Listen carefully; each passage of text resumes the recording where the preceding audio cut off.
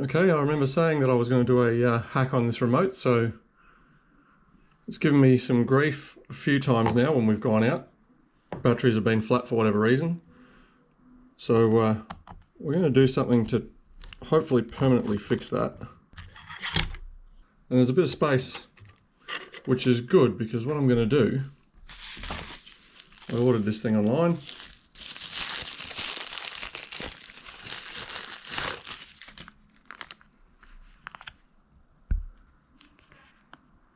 Sort of comes in this little static proof bag. That's it. A fair bit of room inside this remote, so the theory is I'm going to mount this little 3-volt charging chipset. Take power out of this thing before I short something out. I'm going to mount this little chipset in the middle of this board. I have an old USB cable here, which has got a USB-C end on it, which is no good. I'm going to cut that off, and I'm actually going to mount this so that it hangs out the bottom of the remote with the USB end on it, wired into this chipset, and then I'm going to put a couple of these rechargeable batteries in there. So that basically I can plug this remote into USB, charge the batteries inside the remote, and the remote can still be used either with the batteries remote of a power source or plug it into the power source and use the remote. So when I'm out in the water, I don't have to worry about bringing any of these disposable batteries with me and getting caught out. So that's the plan. Let's start the install. So we're going to need a little bit of wire to go from one end of the chip to the battery terminals. What we don't need is this USB-C end, so we'll cut that off. We need enough wire to go from the chipset to the terminal, so if we keep about, I don't know, 3 inches, 4 inches. You can see how small these wires are, so it's pretty fiddly.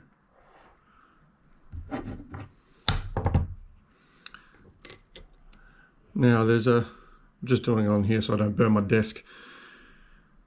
There's a battery end which is labelled B negative and B positive, so that's the end that goes to the battery.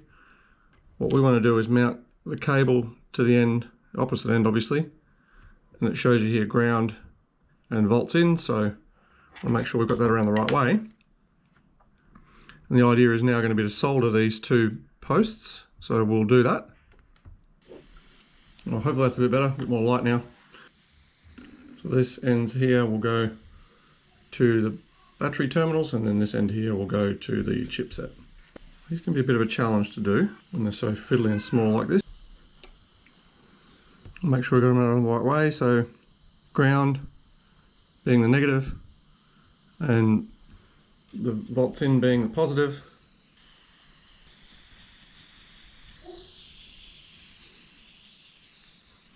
Okay, so they're in. Okay. So you can see how the positive, negative has been soldered on there now. Alright, so that's all soldered in. There's the module. Before we actually put it all back together again, we're going to plug this into a power bank, test it, and if the remote's working without the batteries, we're getting all the right voltage. I've tested the voltage with a multimeter, it's correct. The chip works, so let's go see.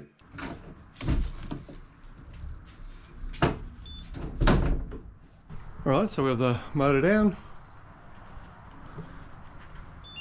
Funny thing is I don't remember what battery does, what button does what. So we'll have to go for a guess. Okay, chips on. Oh, look at that.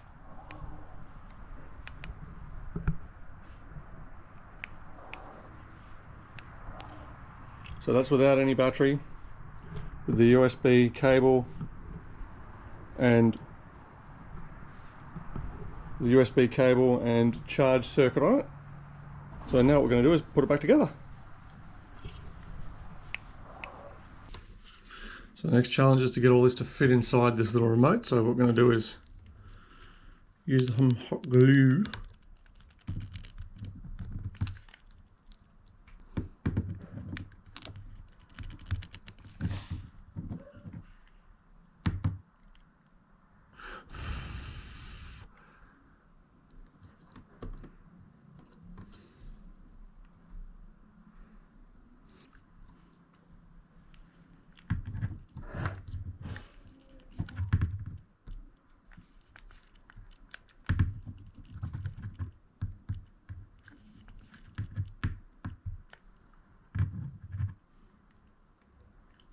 Messy stuff this.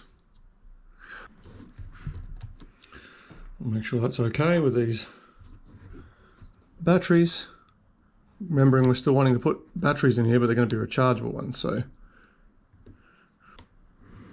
beautiful. Look at that. So it all fits together as originally designed. The next thing we need to do is to make sure that it all fits back in the housing okay, and make an outlet for the cable. Now, looking at that housing, probably the best spot's going to be right here in that little corner. And how we're going to do that is just melt a small hole in the corner of that casing there, which will allow the tail of that cable to come straight out the bottom. So we'll do that now. And then obviously making sure we get the right side, I'm going to melt a small hole in the corner of the remote here so that the cable can come out the bottom. The reason I'm melting that and not drilling it is because I want it quite smooth. Right, that knot's proving to be a little bit too large to fit in the remote, so I'm going to have to let that go, or maybe just glue a little bit more in here just to stop that from being able to pull out.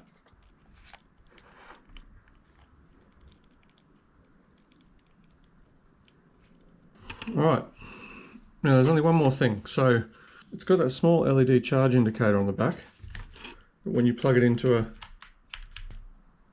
See there? Not sure if that showed up on camera. I'll turn the light off, hang on. So you can see that very small little red light that turns on when we plug it in. Just there. We want that to be visible, so we're going to try and see if we can get it to be visible from the top. The way we're going to do that is to try and put a window in.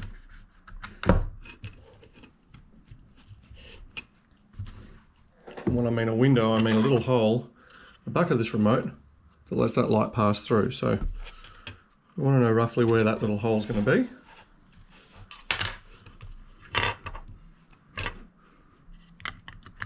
I'm literally just going to melt a small hole in the remote. It's about there. I'll sand the back of that off to make it nice and smooth later. There's that little hole. I know what everyone's thinking now, the remote's not waterproof. We haven't finished yet.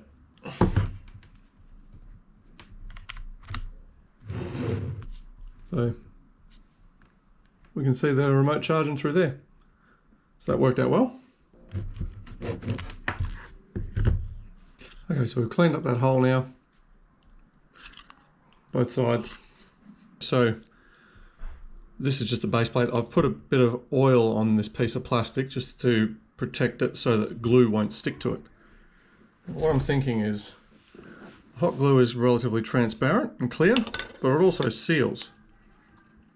So if we're able to get that plastic at the back of the remote, and glue a bit of glue in the hole,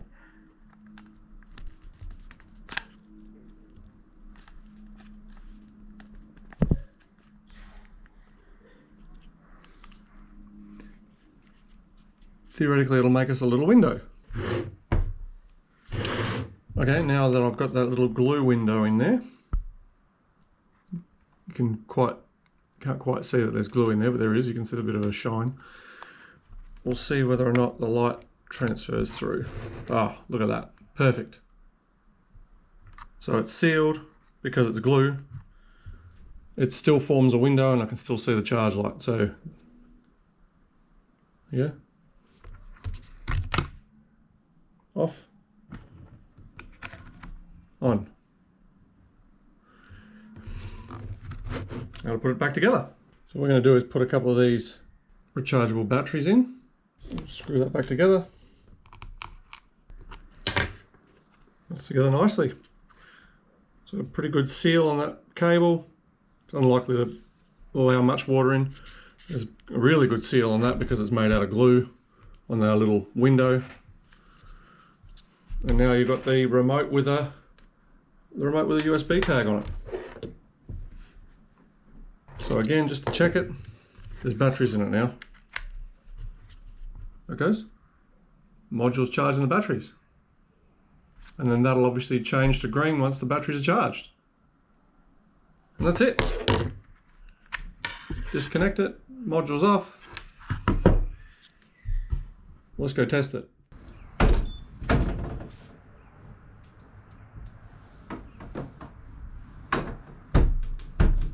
There's our remote with the USB. It's obviously not plugged in. So with a bit of luck, look at that.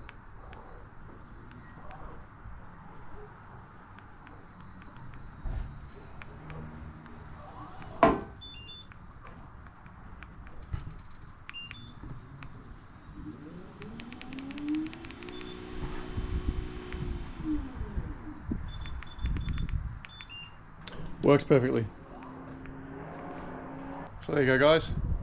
Hopefully that helps. If you like this little hack, then leave me some comments. If you want to see more of this sort of stuff, I'll show you anytime I'm doing something like that to the boat. I'm always tinkering with things. Makes life a bit easier when you know you don't have to change batteries out on the water, so hopefully I'll never get stuck again now with that. Even if the batteries were to fry inside, well, theoretically I could just use that USB cable now. I don't have to worry about putting batteries in, it'll still work. So at least I'm not going to get stuck. Anyway guys, if you like it, like, share and subscribe, and that helps me a lot. Otherwise I'll see you out there.